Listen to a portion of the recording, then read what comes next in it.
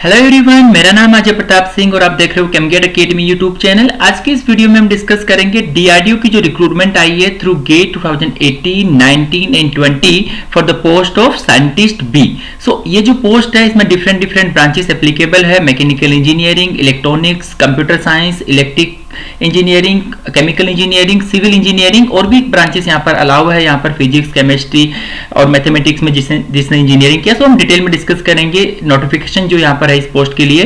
Then अगर मैं salary की बात करूँ तो यहाँ पर 56,000 बेसिक सैलरी होती है डीआरडीओ की इस पोस्ट के लिए, साइंटिस्ट बी पोस्ट के लिए। और उसके साथ ही आपका जो एचआर है एंड अलाउंसेस होता है उसको इंक्लूड करके 80,000 ज्वाइनिंग के टाइम पे आपका पर मंथ सैलरी रहता है। और टोटल पोस्ट की अगर बात करूँ तो मैं 167 यहाँ पर पोस्ट है इस रिक्रूटमेंट के लिए।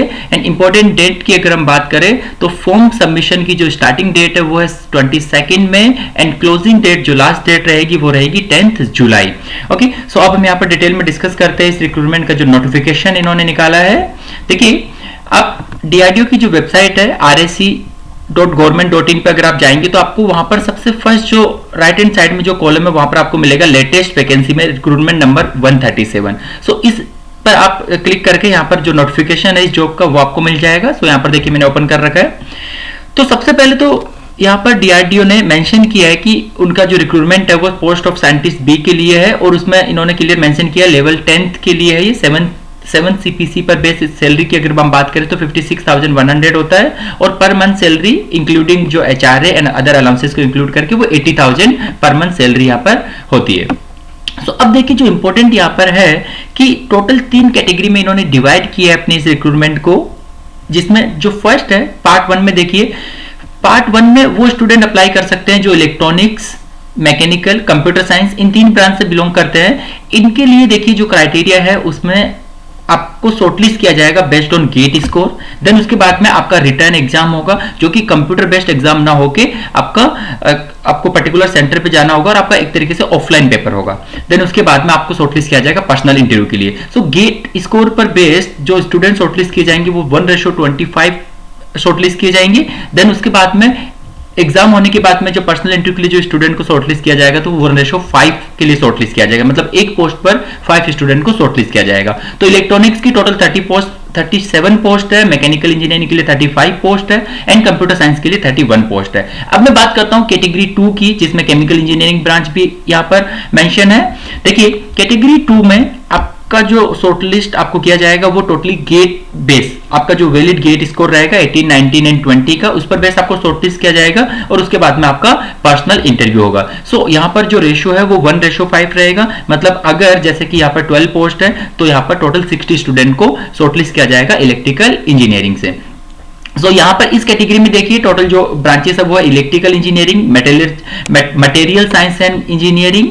सो इसमें टोटल 10 पोस्ट है, इलेक्ट्रिकल में टोटल 1 पोस्ट है एंड फिजिक्स ब्रांच के लिए भी पोस्ट है जिसमें टोटल 8 पोस्ट है, केमिस्ट्री के लिए 7 एंड केमिकल इंजीनियरिंग के लिए यहाँ पर टोटल नंबर ऑफ पोस्ट है 6 पोस्ट। तो एसेंशियल क्वालिफिकेशन की अगर मैं बात करूं तो आपको बैचलर डिग्री की यहाँ पर रिक्वायरमेंट है। इसके अलावा आपके पास में वैलिड गेट स्कोर होना चाहिए केमिकल इंजीनियरिंग में। और उसके साथ ही आप देख सकते हो यहाँ पर कौन कौन सी ब्रांच एप्लीकेबल है। मींस आपका बीटेक जो डिग्री है वो आपका केमिकल इंजीनियरिंग में होना चाहिए या फिर केमिकल टेक्नोलॉजी या फिर chemical plant engineering, applied chemical and polymer technology science, polymer science and chemical technology या फिर chemical science and technology. So in branches में अगर आपका बीटेक डिग्री है देन आप अप्लाई कर सकते हो इस पोस्ट के लिए और आपके पास में एक वैलिड गेट स्कोर होना चाहिए, अच्छी खासी रैंक आपके पास होनी चाहिए, ऑलमोस्ट अंडर 100 तो आपके पास में रैंक होनी चाहिए इस पोस्ट पर अप्लाई करने के लिए।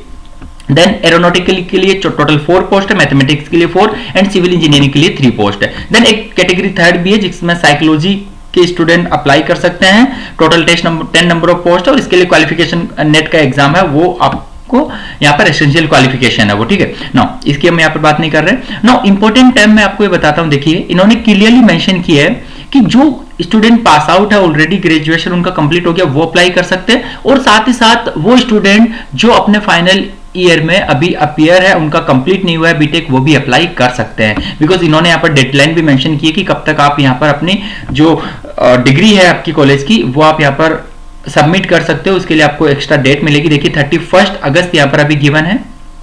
ओके, अगर जो कंडीशन इन्होंने मेंशन किया है, अभी जो सिचुएशन है ड्यू टू कोरोना वायरस, उस केस में जो ये जो डेट है लास्ट डेट वो एक्सटेंड भी हो सकती है। सो इसके लिए आपको वरी नहीं होना कि मेरा जो मार्कशीट है वो अभी मुझे मिलेगा या नहीं मिलेगा, इसके लिए आपको यहाँ पर टेंशन लेने का रिक्वायरमेंट नहीं है ना। इसके साथ में देखिए जो कैटेगरी 3 इन्होंने कैटेगरी डिवाइड कर दिया, part 1, part 2 and part 3। Now अगर मैं एज रिलैक्सेशन की बात करूं, एज जो क्राइटेरिया है वो जनरल कैटेगरी के लिए 28 है, ओबीसी के लिए 31 ईयर एंड SC/ST के लिए 33 ईयर। उसके साथ में भी यहाँ पर एज रिलैक्सेशन गिवन है, उसको आप यहाँ पर रीड कर लीजिए। नाउ अप्लाई करने के लिए देखिए मैंने जो बोला आपको 22 मई को ये जो वेबसाइट है यहाँ पर DRDO की RSC.government.in, इस पे यहाँ पर लिंक आपको अवेलेबल रहेगा, इससे आप अप्लाई कर सकते हो। एंड इसके साथ में हम यहाँ पर डिस्कस करते हैं कुछ इंपॉर्टेंट टर्म। देखिए एप्लीकेशन मोड की अगर मैं बात करूँ तो टोटल जो फी है यहाँ पर 100 रुपीज फीस है। SC/ST एंड PWD कैंडिडेट के लिए कोई भी फीस यहाँ पर नहीं लगने वाली है। और कैटेगरी वाइज देखिए यहाँ पे इन्होंने screening and shortlist directly mention किया है। सब जो पार्ट 1 कैटेगरी 1 जो है उसमें देखिए इन्होंने मेंशन किया है eligible candidate will be shortlisted for examination on the basis of valid GATE score in the ratio of 1:25 subject to their gate score not being below 25% of the gate score of the first shortlisted candidate। और उसके साथ में भी ये जो PWD candidate के लिए जो पोस्ट है उसमें अगर वो IIT और NIT से ग्रेजुएट और उनके 80% मार्क्स से ज्यादा है तो उस केस में भी उनको इस पोस्ट के लिए शॉर्टलिस्ट किया जाएगा।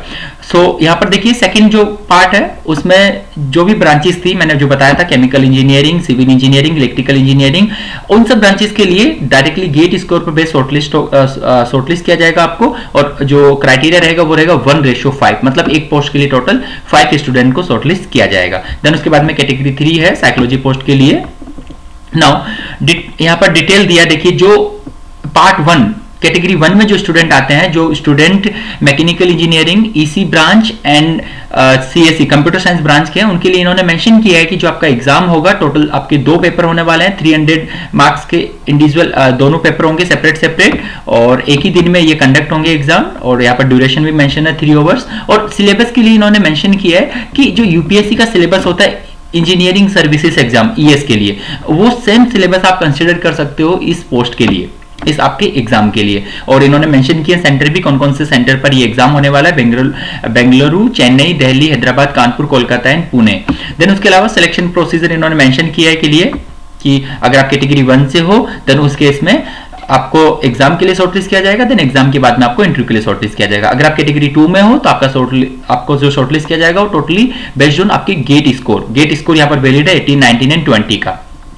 Okay guys, so important date मैं ऑलरेडी आपको बता चुका हूं कि जो लास्ट डेट यहाँ पर है इस फॉर्म को अप्लाई करने के लिए वो है 10 जुलाई और ये जो स्टार्ट होगा फॉर्म अप्लाई करना वो 22 मई को स्टार्ट होगा। सो इसके रिगार्डिंग कोई भी क्वेरी हो तो आप यहाँ पर कमेंट कर सकते हो मेरे इस वीडियो पर। Okay guys, so thank you for watching my video. If any question and query then please comment in comment section.